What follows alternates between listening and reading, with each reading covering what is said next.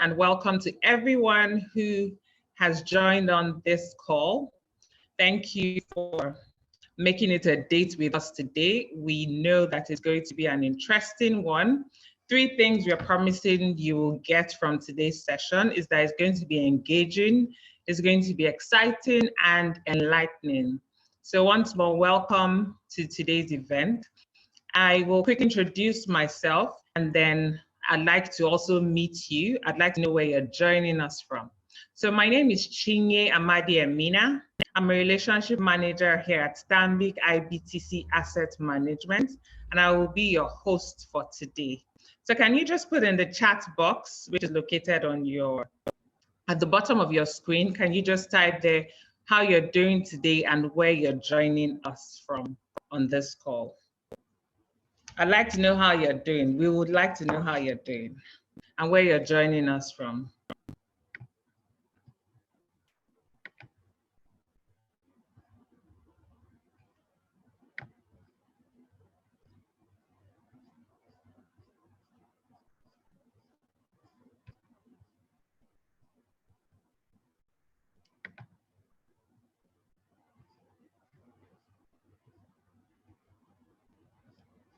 Please use the chat box to engage with us and let us know where you're joining us from and how you're doing.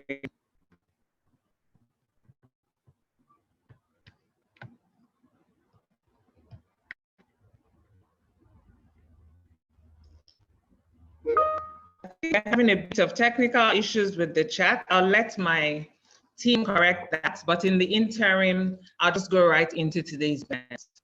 So I'd like to say a big thank you to you for agreeing to spend your Saturday afternoon with us as we discuss our topic of today. Now, the topic of today is titled Ponzi Schemes and What You Need to Know to Protect Yourself. I believe that Ponzi schemes have become increasingly popular in Nigeria and in the world at large. And as a matter of fact, we think that this is the reason why we should be having these conversations, because daily people fall prey to these scams called Ponzi schemes. And it'll be nice that we're informed. And of course, because information is power, knowledge is power, we will stay knowledgeable and stay away from this kind of schemes or scams, as we would like to refer to them as. I'm not doing this alone. I'm joined by a 3-man panelist team who are also Stanbic IBTC staffs, and they are investment experts who will be educating us on our topic for today. I'll quickly go into introducing them. The first person on my list is Olabode Williams. Olabode Williams, can you turn on your camera so that the audience can see you?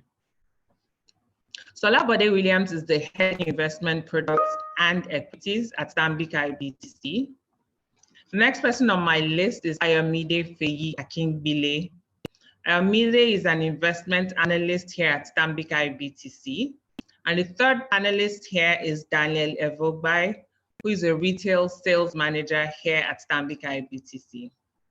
So all of these people whom you see on your screen, my colleagues, together we will be having this engagement about Ponzi schemes and what you need to know to protect yourself.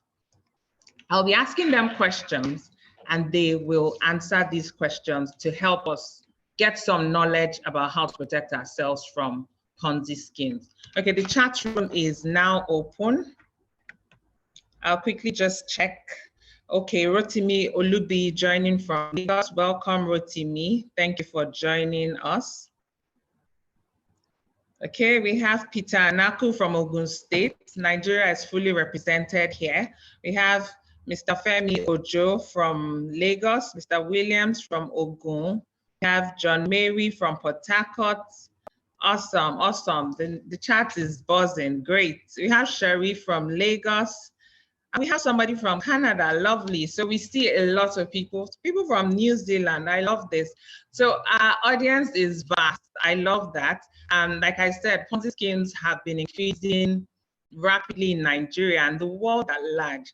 And again, some of the reasons why we have chosen this topic is because there's time hard to be honest. So we actually have to be knowledgeable to protect ourselves. And it would be really hurtful if we take all of our hard-earned money and give it to people who are not deserving of it. So I believe by the end of today's session, you would have learned something substantial to guide you and to help you stay away from these scammers.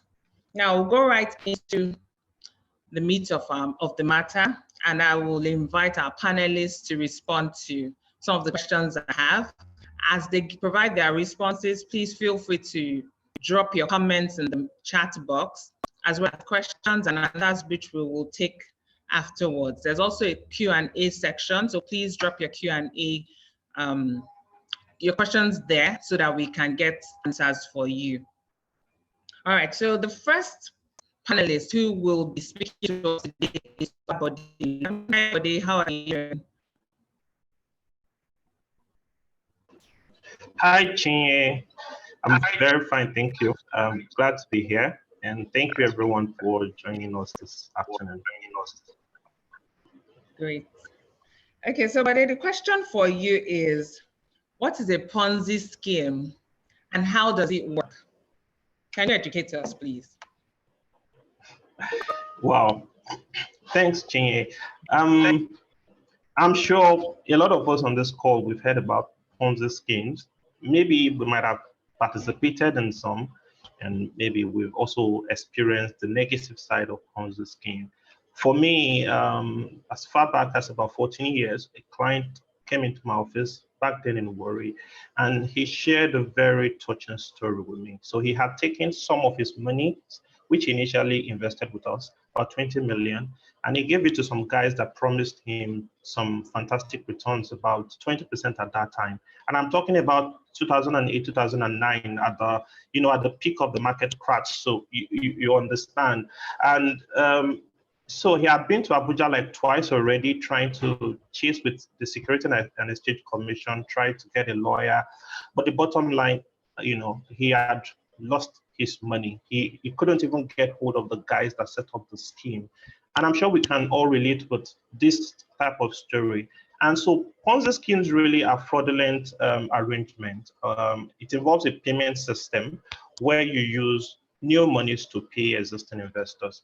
And let's unpack that a little bit. When we say it's fraudulent, it means it ab initio from the beginning, it was set up with the sole aim of fraudulently deceiving people and taking people's money.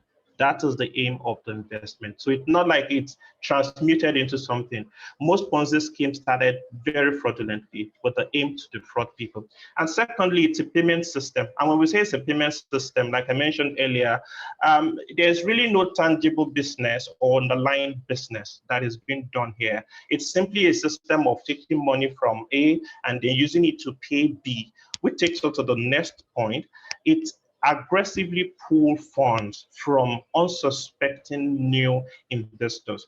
And you might have experienced a situation where someone probably in church, in mosque, or in any of the gathering that you would normally will not speak with you, will just walk up to you and introduce a business idea or a business or an investment to you. Somebody that will not talk to you on any other subject, they will just walk up to you. They are typically aggressive in getting new unsuspecting investor. And that's because they need the money from the new investors to pay the existing investors. And in fact, they pay for a while. They keep up the appearance that it is working.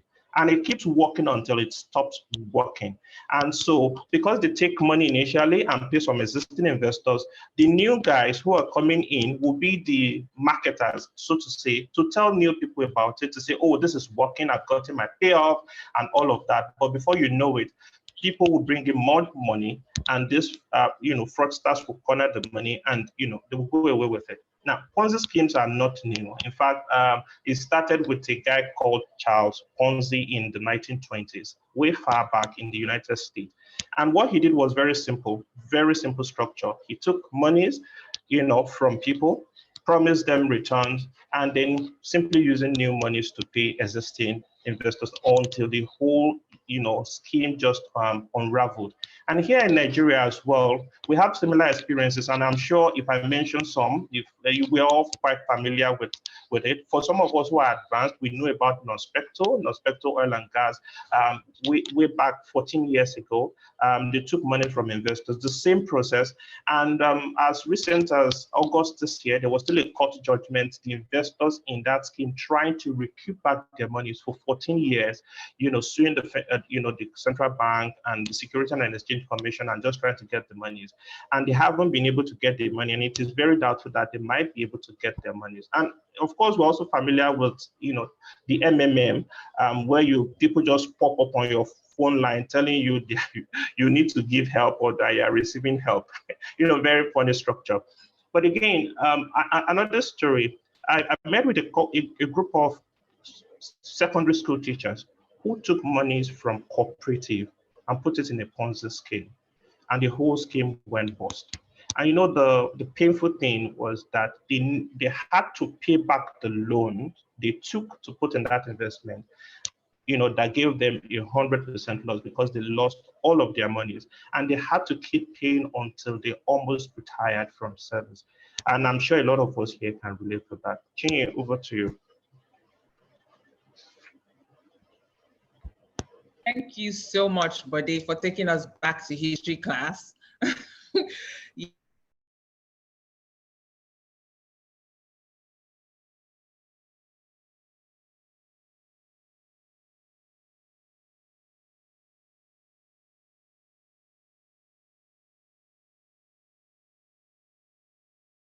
You took us back to history class right there. So that's something you said, usually devised ways to rob midway. This was not the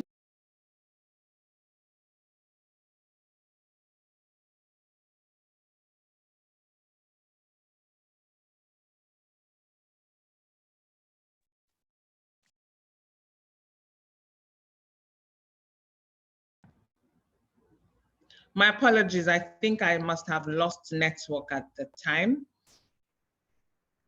Am I audible? Bode, can you still hear me? Claire, Chinye, you're audible now. Great. Okay. Thank you. And then you also mentioned that there's some aggression. So they come to you like they want it now because they give you some more time to think about it and you might actually back out. So they want it now so that they can just close the deal and move on with your money. Thank you so much, Bode. So you have given us some background to work with. And our next question will go to Ayomide. Hi, Ayomide, how are you doing? Hi, Chinye, I'm doing very well, thank you. How are you? Hi, Chinye, I'm doing very well, thank you. How are you? I'm fine, thanks. All right, so Ayomide, the question for you is, how do we identify a Ponzi scheme? So how does our audience get to identify a Ponzi scheme? Thank you very much, Chinye. Ponzi schemes, like Bode has said, they border around deceit, around lies, basically. So Ponzi schemes basically lead you to believe that profits are coming from a legitimate business activity, whereas there is no business really. They literally just take funds from newer investors and give it to older investors. These guys are becoming a whole lot more crafty these days. They have websites where you do the payments and all of that. And so it's very important for us to, have telltales, have what we use to tell that, oh, this is a Ponzi scheme. And I would say that Are you there? Can you hear me? Your video is audible. Yes, Ayomide, you're audible. Okay, I'll continue. Okay, I was saying that I think one of the most glaring red flags is their assurance of high investment returns with little or no risk. I think what my problem with this particular red flag is the fact that it is so red, but I think it's is the thing that lures people in the most, right? You see an investment opportunity that tells you, oh, we're going to give you 30% of your investment in 30 days. it can't work, right? One of the first rules of investment is that high risk equals higher returns, meaning that if you are going to get higher returns, your risk is going to be high. So if they're assuring you, assurance is even another issue. If they're assuring you of high returns with no risk, or no matter what happens, you're going to get your money, going to get your your invested money and then your returns, it's a no. It's a big red flag, and please run away. Another important indicator is that these organizations or these corporations are never registered with any regulator. Now, if you are going to make an investment, you need to have something to keep your mind at rest, right? You should be able to know that, oh, okay, this organization is registered with this regulator. And I think one of the big mistakes that we make as investors is that we do not carry out our due diligence, right? When it comes to investments with institutions that are not financial institutions or that are being regulated by CBN or SEC, we do not do our due diligence, we do not research, we do not look for, oh, what is their bottom line. If they are not registered with a regulatory body, they don't have anyone that they are accountable to. It means that they can carry your money and run away with your money, right? I think another thing is that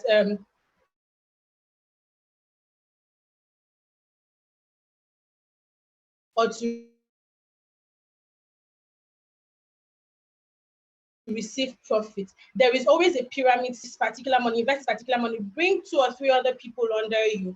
They will pay their money and then it goes to you. No, I think this is even the biggest. Please pack your slippers and just run away because it's a big no. Over to you, Chinye. Thank you.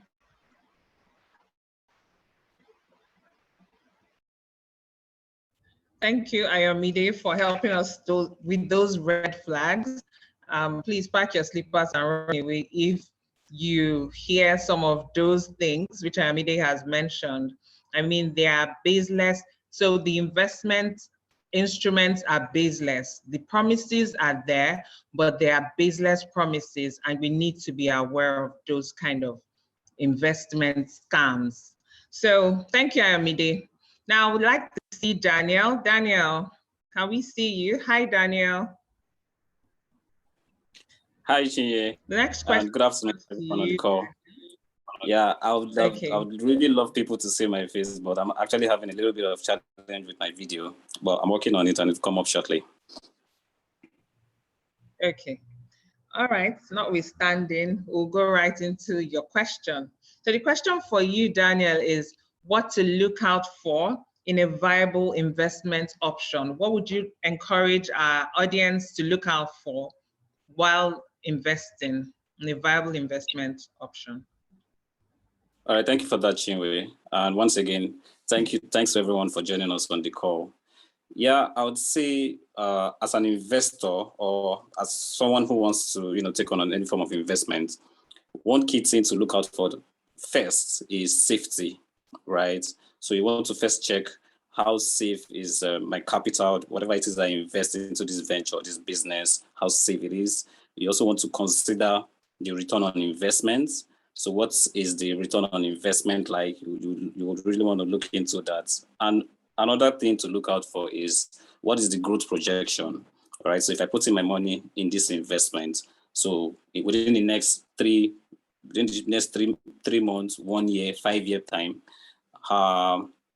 what's return or how much would my fund have grown? And I also like to say that as investors, one thing we should also focus on is the fact that before venturing into form of investment, first draft out the financial roadmap, right? You say, okay, for within the next 5 years, this is what I want to achieve. And after drafting that, you also understand your persona. Now, what that means is understand what kind of investor you are. Are you an investor who is risk averse, or are you an investor who is the risk taker? So these are some of the things that would help you to, draft or align yourself with your financial roadmap. Now, we see for Ponzi scheme, one thing that really affected people is the fact that most people invest maybe largely due to greed and, of course, head mentality. So if you see maybe within your circle, 5, 10, 15 people have invested in a particular scheme that you have no knowledge about, and they're telling you, yes, the interest rate is great, your capital, you can get this much back as your capital within this period A and period B. As in those are some of the things that should raise some red flag. I know my colleague Bode had mentioned, has touched on it, right? So this is just also to reiterate the fact that if you see something, any investment that is shredded in doubt in any way, I think it's also a red flag for you to quickly run away from such. Now, if you want to look at investments that are viable, right, you want to consider, investment that are issued by trusted issuing authorities, the likes of treasury bills, government bonds, and even some commercial papers offered by large corporates. So these are some investment options that you probably want to look into if you're looking at investments. But of course, like I said earlier when I started this session, safety of your funds is one key thing to look out for. Back to you, Chinye. Thank you very much, Daniel. You used the word investor personality right there. So investors have some work to do, which is to actually analyze their personality. And that is, are you a risk taker? Are you a conservative or an averse investor? If you're able to identify which side of the spectrum you fall, it will help you to make the right investment decisions. And you would also need to be comfortable with the returns on investment. Ask questions about the returns on investment. I see, from what you said, Daniel, there's a lot of work for the investor in the sense that the investor has to do their due diligence. They have to do some homework, get some knowledge about the company that they are investing in before putting your hard-earned money. And I think it's worth it because we're talking about money that you have worked hard for, which is likely for use in the future. So it's worth putting all that, or it's worth gaining all that knowledge for. Thank you, Daniel. Now, we're back to you, Bode. The next question for you is, we want you to tell us the forms of Ponzi schemes that we have. So in what forms do Ponzi schemes take? Over to you, Bode. Thanks, Chinye. I mentioned earlier, Ponzi schemes started quite, simple structure. But, nowadays you actually see them in different forms. But the most common the common form that we see is the pyramid scheme.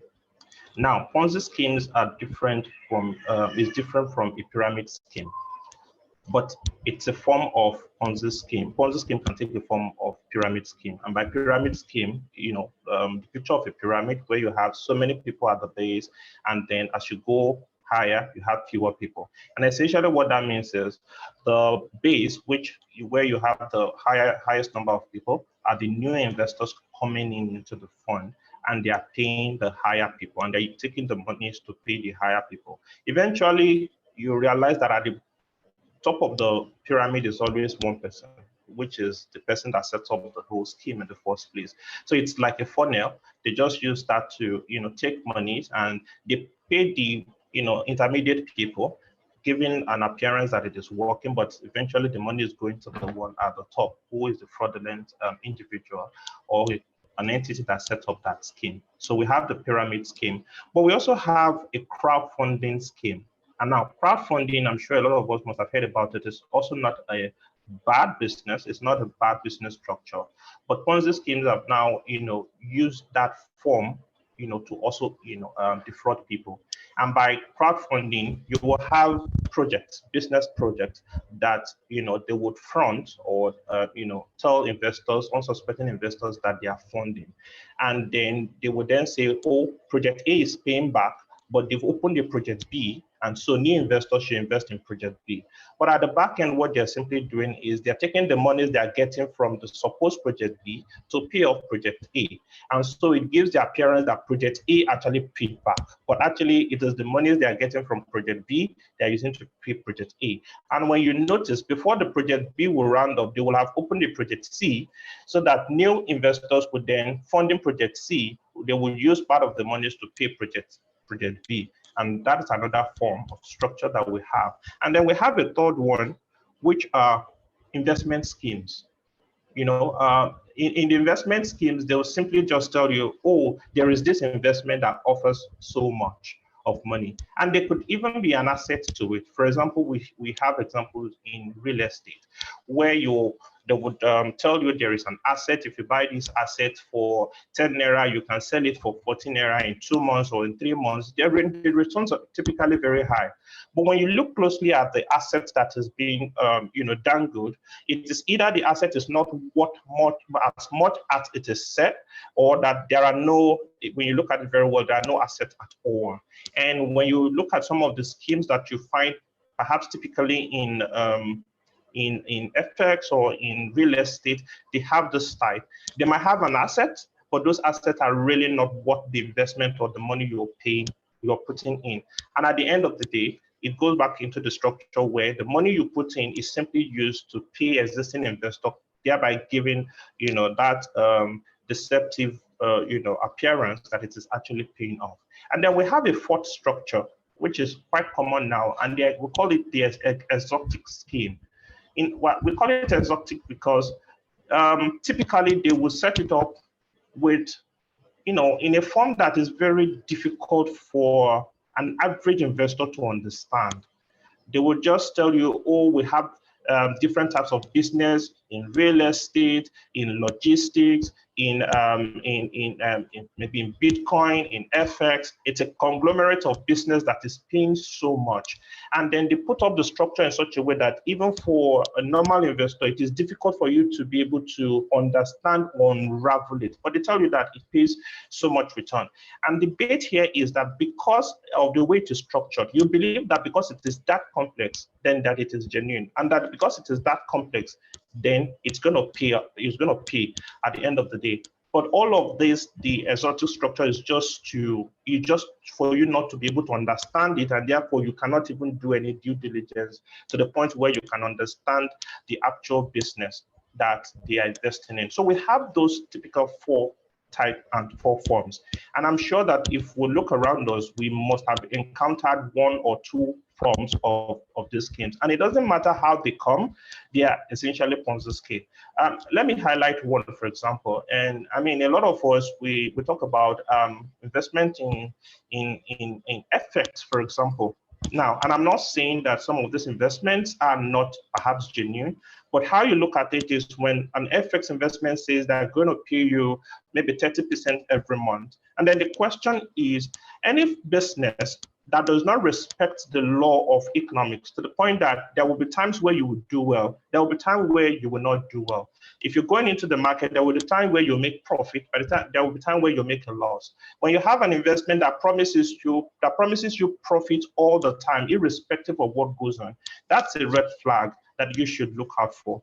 And therefore, when you have an investment in FX or Forex, for example, that says that it's going to pay you 30% every month, what they're telling you is that they've never made a loss in the market, or they will never make a loss in the market. And if they do make a loss in the market, they will still pay you anyway, which means you're really not investing in Forex. You're simply investing in a scheme that pays you no matter what it is. And I can assure you, at the end of the day, it pays until it stops paying. At some point, it's not going to be sustainable, and it will unravel. And let me just talk a little bit again on soft targets. What makes us soft targets? Because a lot of these schemes have been set up to identify some biases in us. Like Ayomide and Daniel already mentioned, it is set up to derail or to take our mind off critical questions we'll be asking about investment. It takes our mind off, and we just focus on returns. And typically, they set it up to say it will pay back in a very short period of time. And because then it then takes your mind off to say, well, in the next 1 month, I can test if this scheme is real. Therefore, let me put my money. Or in the next 2 months, I can test if this scheme is real. And then in a month or 2 months, you can actually get few payback and you think it is actually working. And before you know it, you go all into the fund. So what are the soft targets that you should look out for?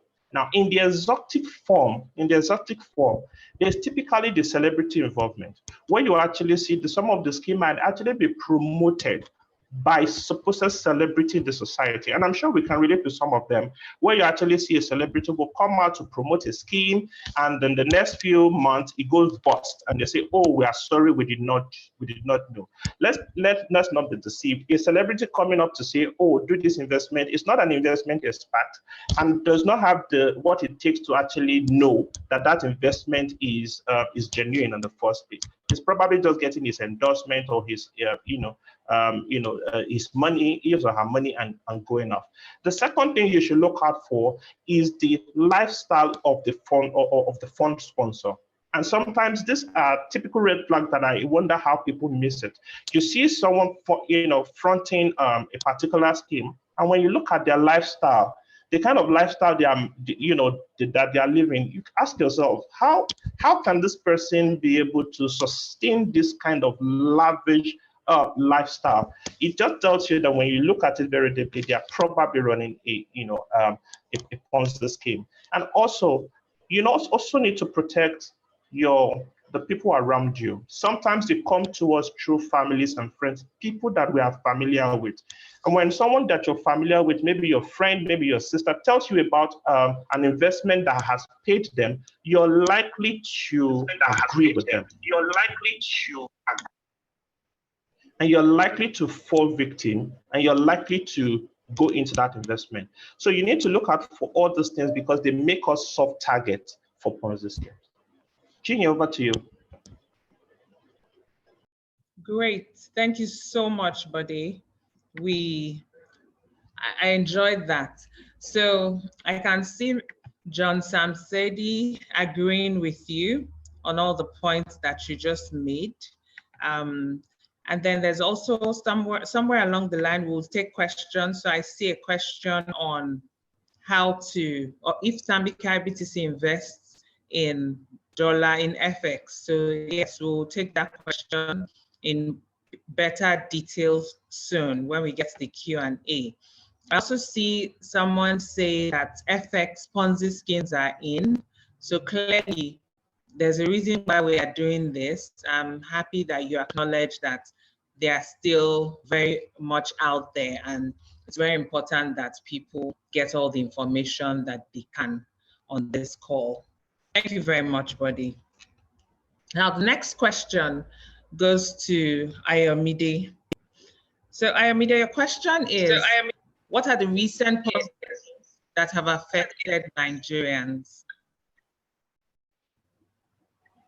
All right, thank you very much, Chinye. I think you would agree with me that the biggest Ponzi scheme, the one that shook Nigeria to its roots, was MMM. MMM came in about 2015, and it was a disaster. It started out good. Started out with you being told, there was this. They appealed to people's consciences. So they're like, oh, you help people. It helps to grow the less rich people in the environment. There were sentiments around, oh, banks are, CBN is outrightly attacking it because it's going to stop people from bringing monies to the banks and things like that. MMM came and said, oh, okay, you will help someone, in quotes, you will help someone, and in 30 days, you will also be helped with 30% extra. In 30 days, how does that work? It can't work, right? So that came and that crashed after about 18 months. That crashed immediately. Then immediately after that, other Ponzi schemes came up trying to, I remember that people even committed suicide. People tried to commit suicide. People committed suicide during that time. Just goes to what Chinye said at the beginning of the meeting, that times are hard, and we don't think that it's the time for us to put our monies in people that don't really care about us in their hands. Second one that came was Ultimate Cycles. Ultimate Cycles came and said that, oh, you bring 12,500 naira. After a few days, they link you up with 4 other people that are under you. That's an example of the pyramid scheme that Bode talked about. You bring 4 other people under you. When they come, they bring in their own 12,500 naira, and then you get all the 12,000 naira of the 4 people, meaning that you get 50,000 naira, right? And then you go up notches. If you refer somebody, you get an extra 10%. It crashed in months, right? The thing about Ponzi schemes is that the people that suffer the most are the people that come at the tail end. The people that cash out are the first set of people. So if you are not you are not part of the first set of people, I'm sorry, your money is gone, right? It's important that we understand that these people already have the fraud in mind. They have calculated it. It's important that we know how to know them and then run away from them. They're usually very aggressive in telling people about it. And then when they're telling you to send your money, if you check the account name, is different from the corporation's name. So I think that's another thing that you should look out for. It's different from the corporation name. They're telling you to write a check. It's an individual's name, right? If there's an address, the address is wrong. So it's very important that we do our due diligence, ask questions, look for investment professionals. Ask, is this thing going on well? And that indicator is, like Daniel said, another indicator is treasury bill rates. If treasury bill rates is say 15% per annum, why is this one telling me 30% for 30 days? Why? Right? So we have to be vigilant. We need to open our eyes. We need to shine our eyes well in our local parlance. We need to be very, very aware. So those are just a few. They usually come as pyramid schemes, and they usually want you to bring other people in, right? So that the money continues to go. A Ponzi scheme lasts as long as there are more people to put money in. Thank you very much. Over to you, Chinye. Thank you, Ayomide, for that. Very valid points. I will just quickly look at the chat room. I see a number of messages there. When it comes to the recent Ponzi schemes, I see Barra Finance. Mr. Mustafa says Barra Finance. Somebody else, Mr. Mohammed, says he has been a victim. I come through different trusted friends. I agree. And that's why we earlier mentioned that herd movement. So in an organization, once they can penetrate into 1 or 2 people in the organization, there's a tendency that other colleagues and friends and family will go that route. So they actually target those type of groups. Now, so someone says, okay, I agree. Resourceful engagement, I agree. Mr. Mekamba says, get help worldwide. So that's one form of Ponzi scheme. I believe that's what you're trying to say here.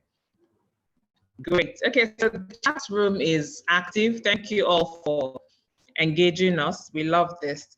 Now, the next question, which is actually my last question before we go to respond to your questions, goes to Daniel. So Daniel, this is for you. And the question is, what investment options are offered by Stanbic? So now that we are educating our audience on how to identify Ponzi schemes, it's also important that we bring to them alternatives that they can consider. So what investment options does IBTC bring forward for investors to consider? Over to you, Daniel. Thank you, Chinye. Thanks to everyone on the call once again. Yeah, so Stanbic IBTC has been in the business of investment for over 3 decades.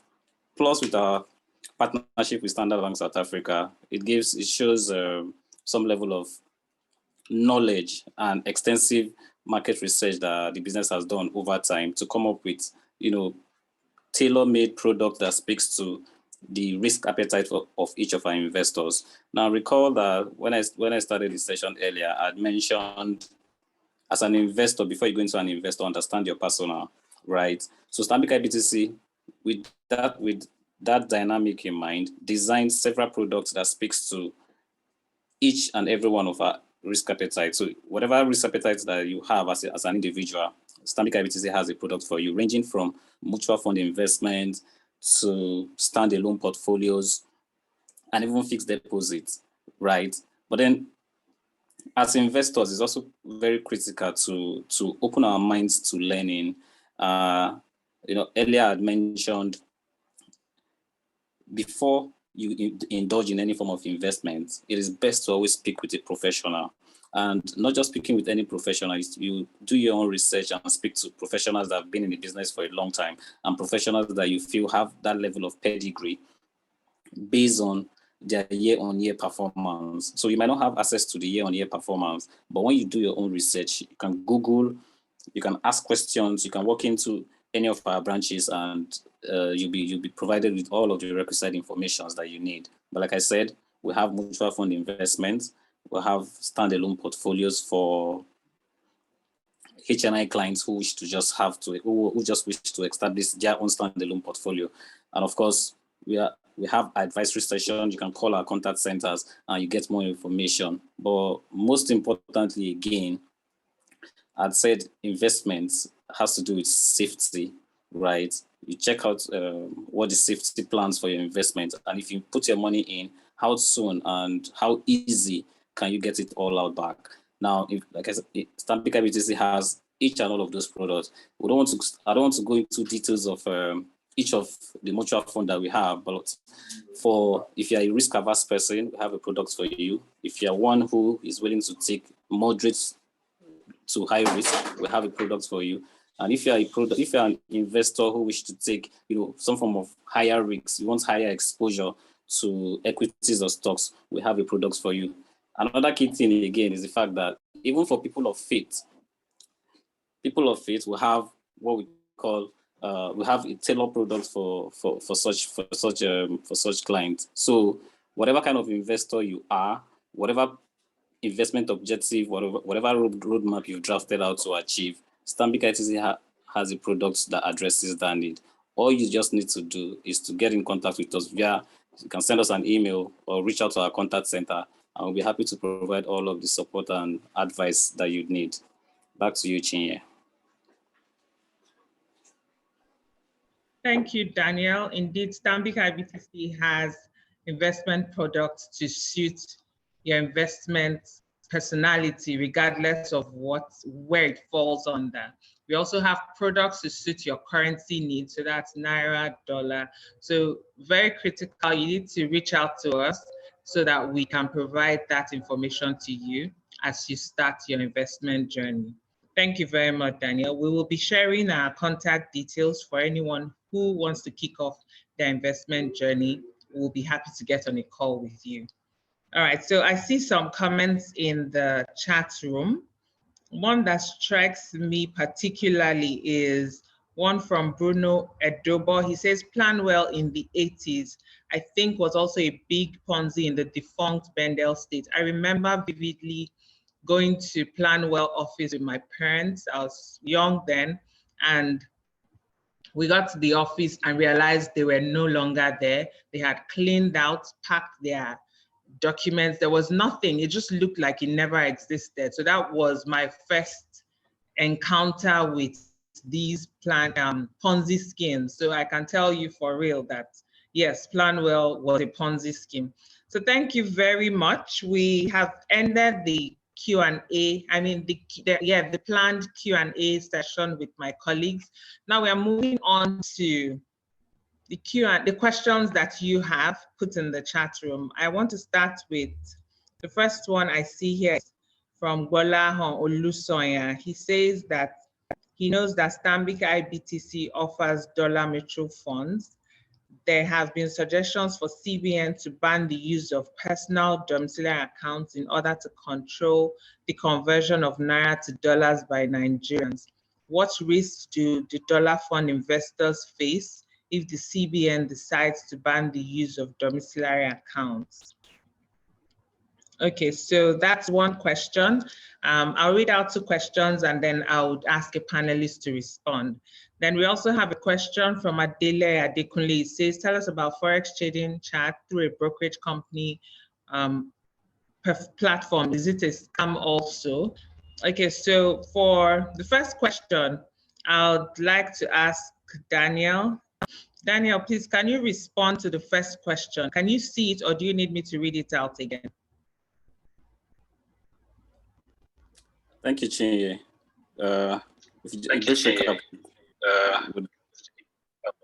Okay, so he acknowledges that that Stanbic has dollar mutual funds, but he also wants to know what risks investors stand to face if the CBN decides to ban the use of domiciliary accounts. So so I'll just leave that to you, to Daniel to respond. Daniel, do you have any response for that question? Okay, thank you, Chinye. Yeah, so currently,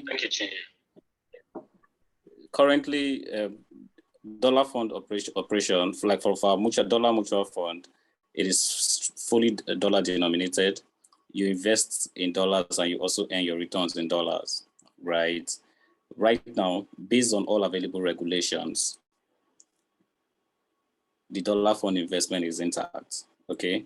Now, one regulation that came in to mitigate against terrorist financing, money laundering, and any other vices associated with transaction in FX was when the CBN came up to say, if you're investing in any dollar-denominated investment, the source of the investable amounts must be transfer inflows.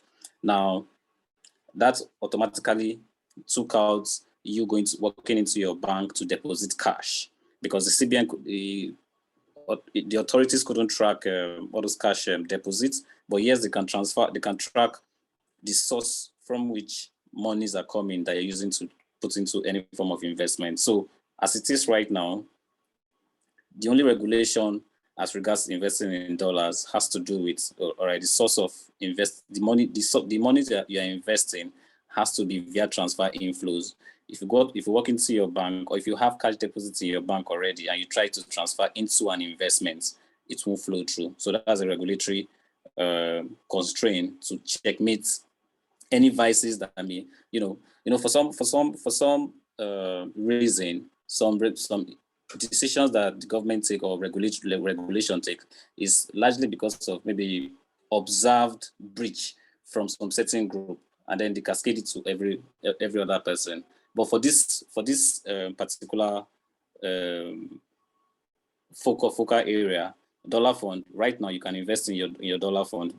There are no restrictions as regards, or there are no regulations right now to say, okay, they're going to ban dollar investments or the rate or the means at which you used to invest in the dollar fund. Right now, once you have transfer inflows, you can invest in the dollar fund. Thank you. Back to you, Chinye.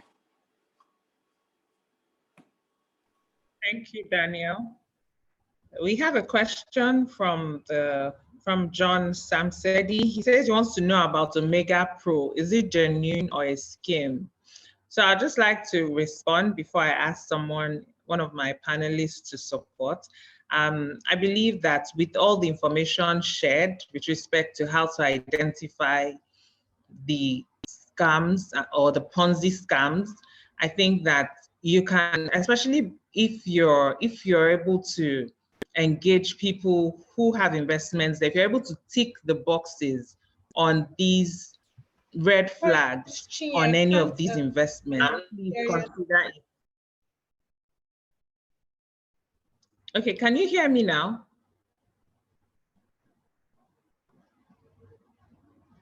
Amide, can you hear me now?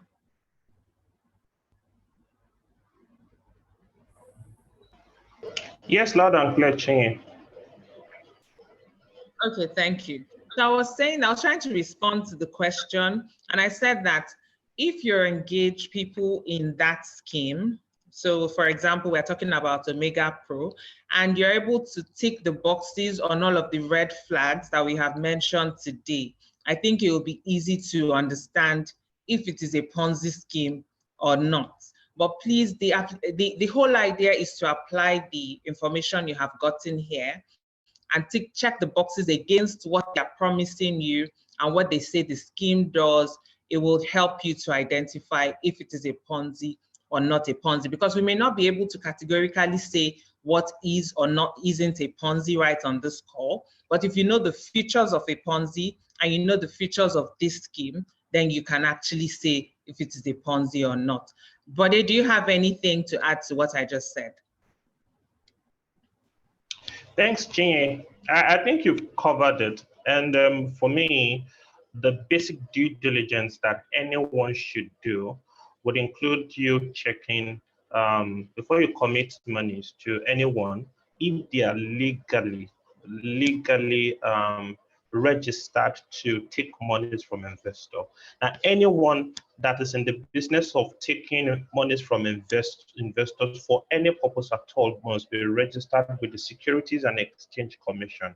So when you go to the Securities and Exchange Commission's website, you will see a list of all of the capital market operators. And what that means is these are the list of people or institutions that are legally registered to be able to take monies from. And you will see the kind of license that they hold. Some of them might be funds management licenses, some might be, advisory licenses. So you also need to check the kind of license that they hold. For example, if an institution has an advisory license, it means they are only able to advise you on what to do, not necessarily to take monies from you. And why this is important is if they do not have a legal backing for the business they are doing, if things go bust, it means that you cannot hold them, because from a legal point of view, they are not licensed to do that business. It's like you saying that if stolen items belong to you. If it's stolen ab initio, it means you cannot claim title to it, right? Now, I just use that as an example. So confirming that they are actually licensed or registered to carry out the business that they are carrying out is very important. And the other thing I would just say is this: that you can verify the form of businesses the people are doing. If they say they're going to offer you this kind of return, take your mind off the return they are offering first and foremost, and look at the business that will generate that return. It is not enough for someone to say, I'll give you 300% or 20%. What are you going to do to generate the 20%? For some of us who work and receive salary, you know that if you work for 30 days, then your paid salary is because you work for 30 days. If you're in a trading business, you know you get profit because you bought and you sold. But so if someone is coming to you to say, oh, we have this business, we have this structure, and we'll pay you return, what is generating the return? And you must be clear that that business, the underlying business, is actually sustainable and is able to generate the kind of profits that they're saying that they will pay to you in the first place. So for me, I think you should check those things. Due diligence is very important, and do not skip it in any type of investment decision you're making. And the last thing I will also just say is this, and that's why we also have this call: reach out to someone that you can call a financial advisor. And sometimes when you talk to these people, they are knowledgeable, they are in the business, they understand, they also know a lot of the, the loopholes in the system, and they're able to offer advice in terms of what you should look out for, or what you should do before you, invest with any entity.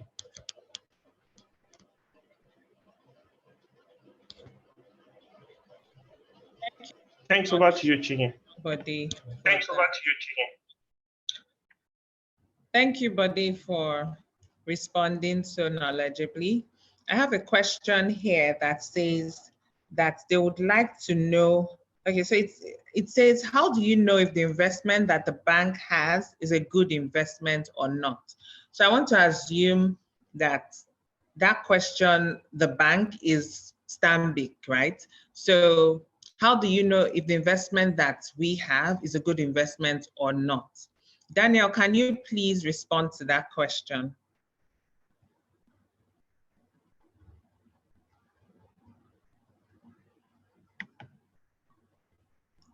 Hi, Daniel.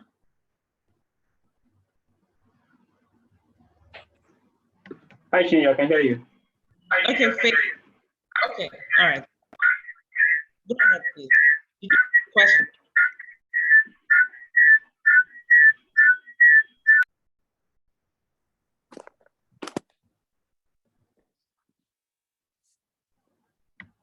Hello, Chinyo. Sorry, I didn't get the question.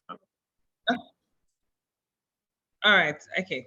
I said that somebody is asking and they want to know how to tell if the investment that we offer is a good investment or not.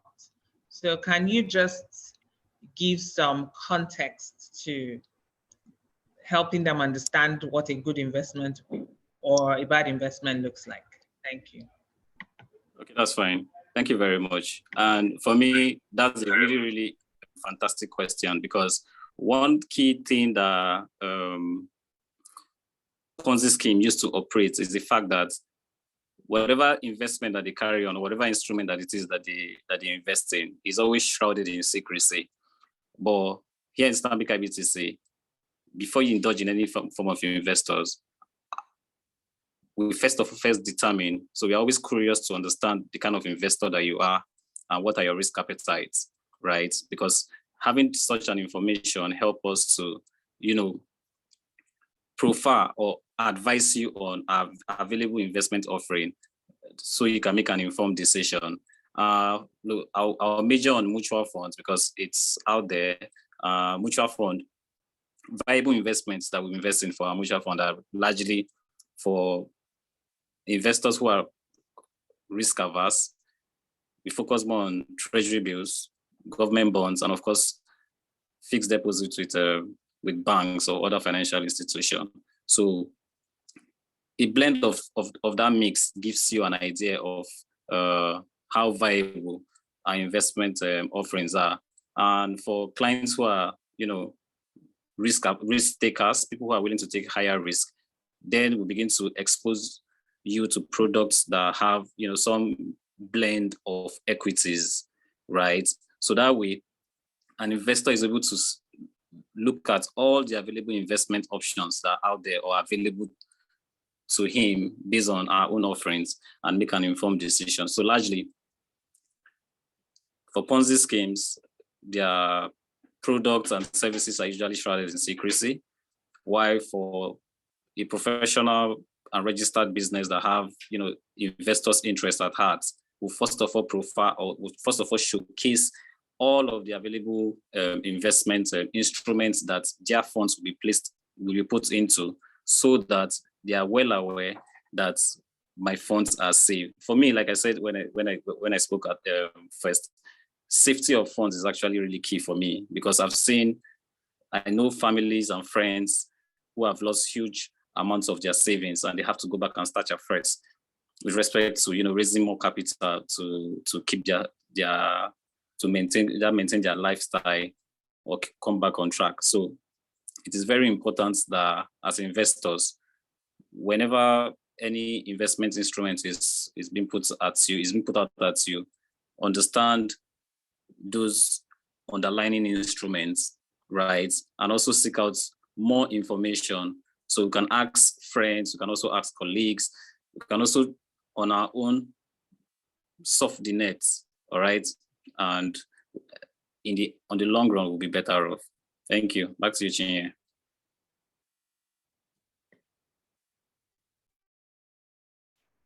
Thank you very much for your response, Daniel. There's so many questions. We have some in the chat room, which Olumide, our colleague, has graciously provided answers to. But for the sake of other listeners, I'll just read out some of them so that everybody partakes from the responses. So someone says that, Mr. John says, what risk could be experienced with Stanbic IBTC? And then Olumide's response is, as a fund manager, Stanbic IBTC is focused on mitigating risks, and this is one of the key investment strategies that we employ. So also, someone is asking if we're in Port Harcourt. Yes, we're in Port Harcourt. So if you have anyone whom you know would like to start off their investment journey, we're actually in all the states in Nigeria, and then regional offices in Port Harcourt and Abuja. So please feel free to reach out to us if you want us to get you started on your investment. There's also a question which has already been responded to, and it says, the Stanbic IBTC assists cooperatives and what investments can they fit into? So yes, we assist cooperatives. And depending on the goals and targets of the organization, we will support you. So you just need to reach out to us.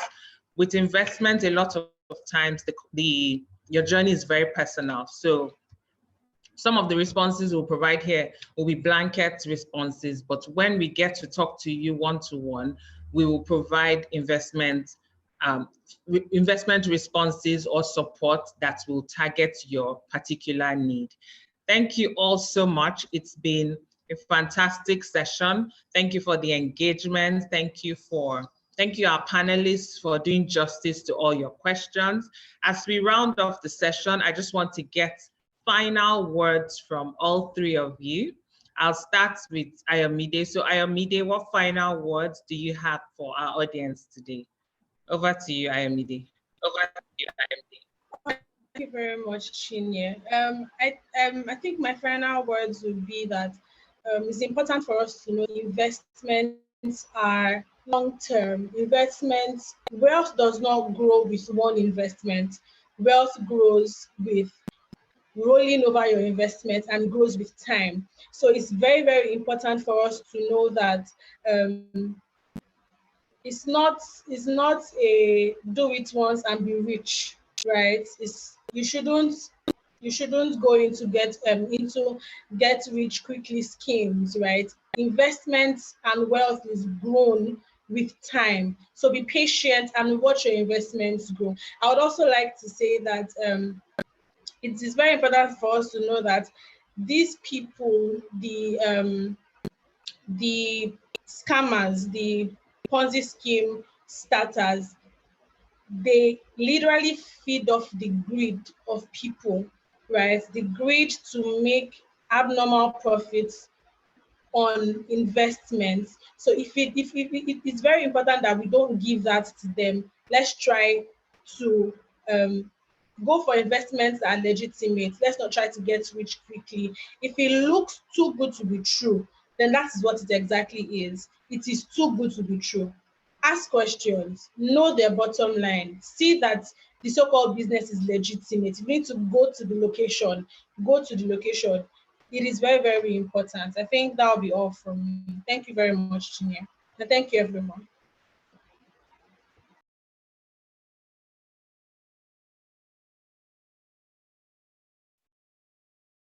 Thank you, Ayomide, for the final words. If it looks too good to be true, then it is too good to be true. Now, I'd like to hear from Daniel. Daniel, what parting words do you have for our audience? Over to you.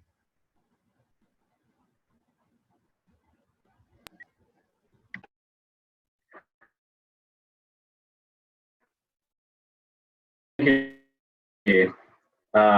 It's been a wonderful session. I'm very, very particular about safety of funds. Now, I hate to see people cry or people wail over losing funds to, some people with some form of sharp practices. And it's also sad to say that for some of the persons that I know as an individual who are falling prey to some of these investment scheme are people who are actually maybe approaching retirement age, or they've already hit retirement age. So which is quite sad, because you see a situation where someone who has worked all her life or to save up a certain amount just loses it within this very short period, which is very, very sad. Now, I would say for everyone on the call, it is very important that you take this to heart, right? Take to heart that whatever it is, whenever you intend or you indulge in any form of investment, your focus should be on the return of your capital, right? I'll take that again. See, for me, I coined this particular quote to say, return of capital is far better than the return on capital, right? So because one thing that operators of Ponzi scheme have used to, fed on Nigerian people is, when they push those huge rates, you put 5,000 and you're getting 15,000, everybody will be tempted, right? But they will not tell you the 5,000 that you put in there if you're going to get it back. Okay, so if you're going into any form of investment, your focus should be whatever it is I invest today. Is it safe? Can I get it back? The interest will come later. So for the purpose of this session, and as we go about our daily life, please let's focus on the return of our capital as against the return on the capital. Thank you. Back to you, Chinye. Thank you very much, Daniel, for that. Return of capital is more profitable than return on capital. Excellent. Now over to you, Bode. What parting words do you have for our audience?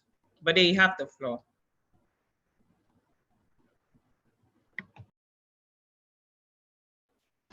Thank you very much, and thank you again, everyone, for joining us this afternoon. For me, it's important that you educate yourself.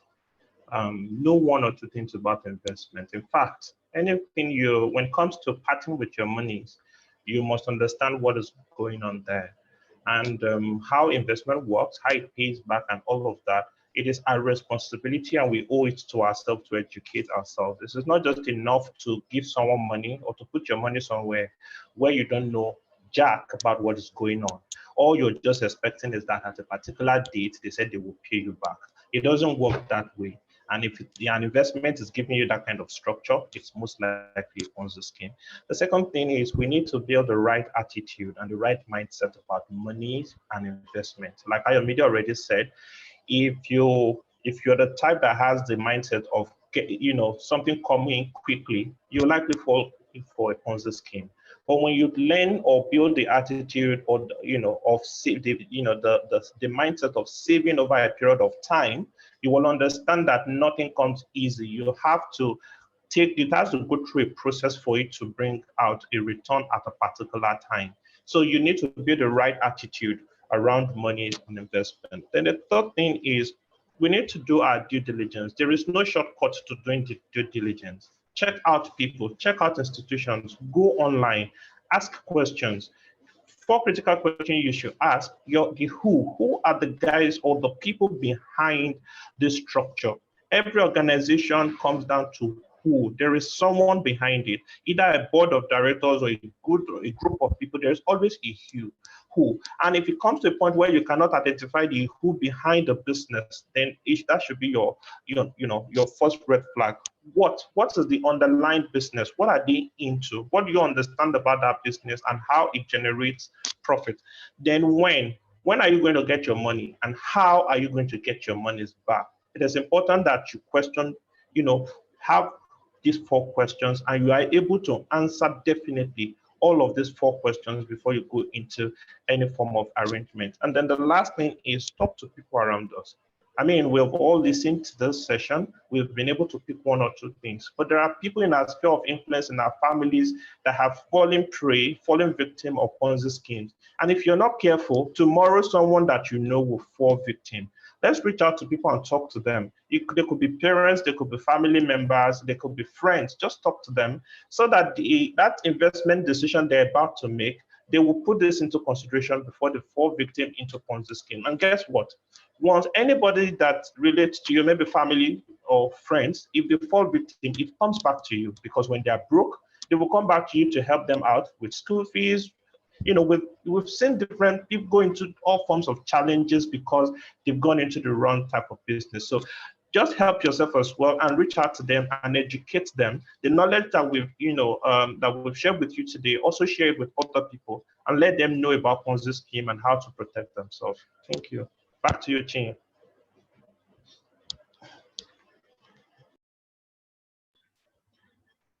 Thank you all so much. Thank you for doing justice to the questions. Thank you to our fantastic audience. You kept the questions coming. You kept the engagement real. We are grateful to you. some questions. We don't want the engagement to stop here. This is just the beginning of the conversation. As a matter of fact, we want you to hit us. We want you to reach out to us. We want you to ask more questions. I always say when I'm talking to prospects that the ones that ask me the most questions, I love them because they help me do my best in giving them alternatives. So they give me more work, more assignments to do. So we actually love to hear from you. We like this conversation to go on beyond today's event. The email and phone numbers of Stanbic IBTC Asset Management is right in the chat box. I will just read it out for those who cannot see the chat properly. So it says, our email is mutualfunds@stanbicibtc.com, mutual funds with an S at stanbicibtc.com. And then the phone number to reach out to is 01-280-5595, mutualfunds@stanbicibtc.com, and then 01-280-5595. Someone is asking if the recording will be available. Surely we will share the recording of today's session. Olumide has his hands up. Olumide, do you want to say something? You can unmute your mic and go ahead. All right, thank you very much, Chinwe. Thank you very much to everybody that's taking out their time to join us today. We are very grateful to have you. On a final note, I would just like to mention that we would like to have more of these sessions to engage with you, to talk to you, to hear what you think. And so if you have any topics you'd like us to talk about, you can send us an email at mutualfunds@stanbicibtc.com or assetmanagement@stanbicibtc.com, and would look at them, pick the most popular ones, and would organize more sessions in the future. Once again, thank you very much.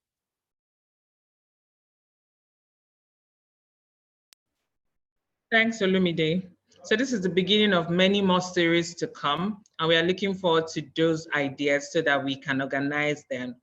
Thank you all for being so active. Thank you for choosing to spend your Saturday with us. The email, the phone numbers to reach is in the chat room. I will also go ahead to send you the recording of today's session. I'd like to close with a word. And my words are for investors, for prospective investors. If you want to start your investment journey, first thing you should do is to have a goal, to have a plan. What do you want to achieve? And then go back to do your research. So do your research on the organization, do your, like Bode has mentioned and the other panelists, do your research on the product, do your research on yourself. Profile yourself in the sense that what kind of a risk taker am I? You want to be sure what you can handle and what you can't handle. And then even when you have made the investment, do well to keep checking. So when we say keep checking, at Stanbic IBTC, we have online applications, and that helps you to monitor your investment. So monitor your investment, engage with us, and we would help you understand what is causing whatever you are seeing or whatever questions you have to ask. We would give you some insights on that.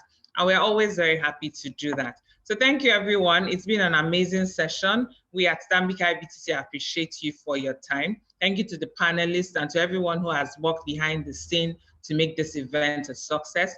We look forward to engaging with you individually. Thanks. Thanks a lot. Bye.